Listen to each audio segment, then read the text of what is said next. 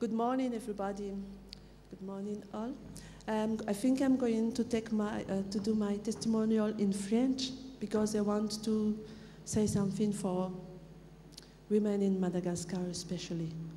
Donc, mon témoignage, je vais le faire en français parce que justement, je veux faire passer quelques messages pour les femmes malgaches, surtout. Merci. Voilà. Au fait, je fais partie d'une famille nombreuse. J'avais 2 frères et 5 sœurs. Mon père, il était, avant la maladie, donc mon père, il était fonctionnaire et professeur à l'université.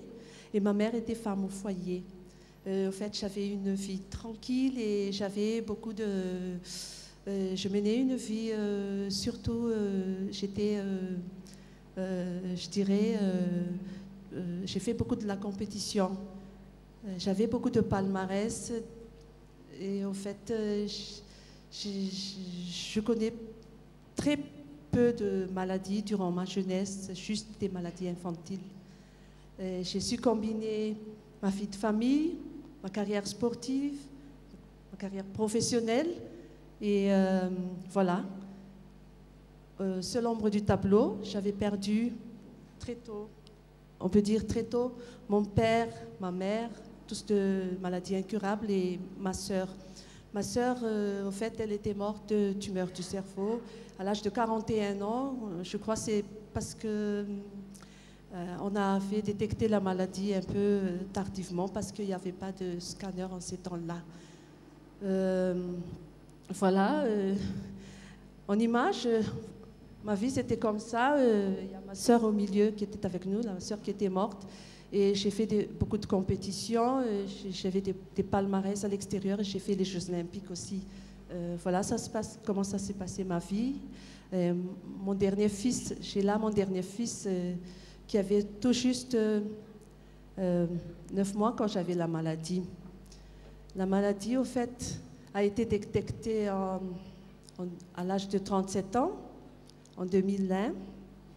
Voilà, c'était pas moi qui l'a su, c'est mon mari qui a su que j'avais quelque chose là, à la poitrine. Et tout a passé très vite, ça s'est passé très très vite et il y avait les biopsies, l'analyse et voilà. L'opération qui a duré très vite, une journée, puis quand même 18 jours d'hospitalisation et avec tout ce que ça, toutes les dépenses que j'avais à faire avec ça. Et puis, au final, j'étais remis au service. Moi, je croyais que c'était tout, mais c'était pas tout. Et puis, j'étais remis au service oncologie pour la suite du traitement. Je ne vais pas vous en parler de la chimiothérapie, c'était pénible. C'était tout simplement pénible. Et cerise sur le gâteau, j'ai fait ma chimiothérapie en 2002, durant la crise de 2002, avec ce que cela...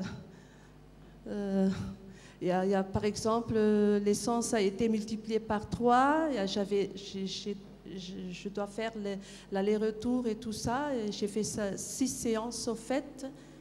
Et pour ce qui est le prix de médicaments, c'était exorbitant, tout simplement exorbitant.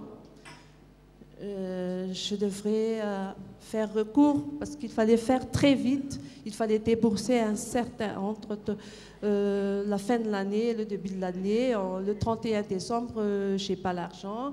Il fallait tout débourser d'un coup. La chimiothérapie, ça ne pardonne pas, il faut le faire. Donc, j'ai eu des aides de l'extérieur, j'avais négocié auprès de l'employeur et au final, tout ça, ça m'a mis 3 ans pour le remboursement du 20% du prix du traitement.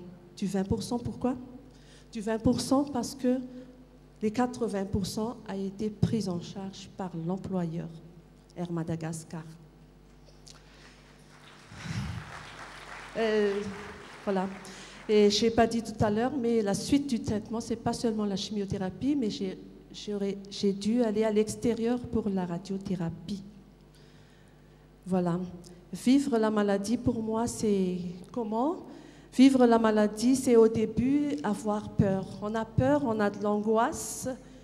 On n'est pas tranquille du tout. On a toujours peur d'une rechute. On a toujours peur d'une rechute. Mais voilà, pour la petite anecdote, je vais vous dire, quand j'étais à l'hôpital, je me suis plainte parce que j'ai vu le résultat et il y avait un mot qui faisait très très peur là-dedans, qui m'a fait très très peur, je ne vais pas vous le dire. Et je me suis plainte devant mon mari pendant un quart d'heure. Je vois qu'il ne répondait pas. Puis après, il m'a dit, où est-ce que je mets ton assiette? Il ne m'a pas répondu tout. Alors, c'est à ce moment-là que je dis, bon, il faut que... Moi-même, je pense à moi-même, mais les autres, donc, même mon mari, il essaie d'être cool. Il a dit, et en tout cas, il a dit après aussi, oh, de toute façon, si ça arrive, s'il y a quelque chose qui arrive, t'inquiète pas, je sais m'occuper des enfants. Voilà, voilà, et on a des traumatismes, surtout, j'ai eu peur de la couleur rouge pendant un petit bout de temps.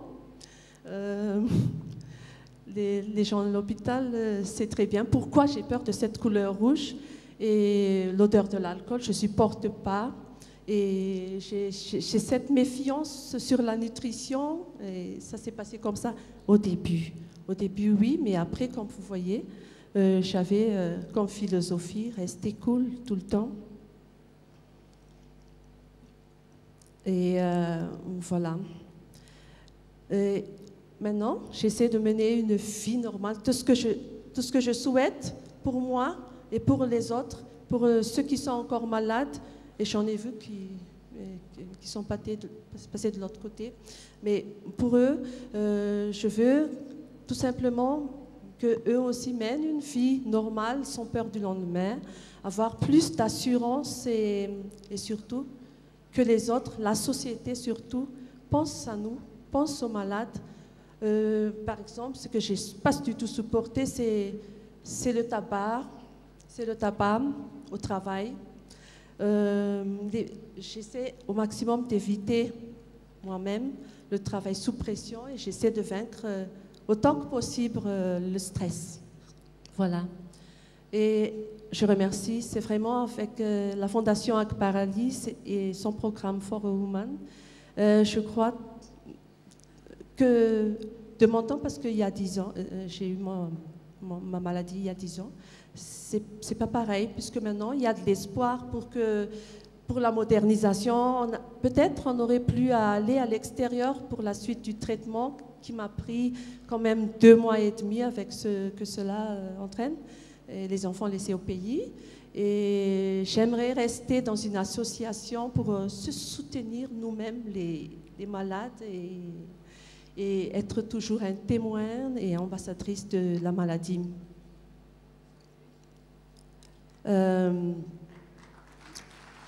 J'aimerais tout simplement remercier Dieu pour tous ces moments qu'il me laisse encore actuellement, chérir mes enfants, mon mari, ma famille, et vivre à ma vie tant bien que mal. Some words in English. I'd like to say some words in English. All I have to say is that I try to keep myself cool all the time and smiling in spite of maybe some difficulties I have to face in life. Some difficulties about the disease itself. And thanks for your all action, future action. I really appreciate the Akbaralis Foundation for its fight for for the concert for a woman, and for you all, everybody here. Thank you very much. Thank you for helping. Thank you for thinking of us. Thank you.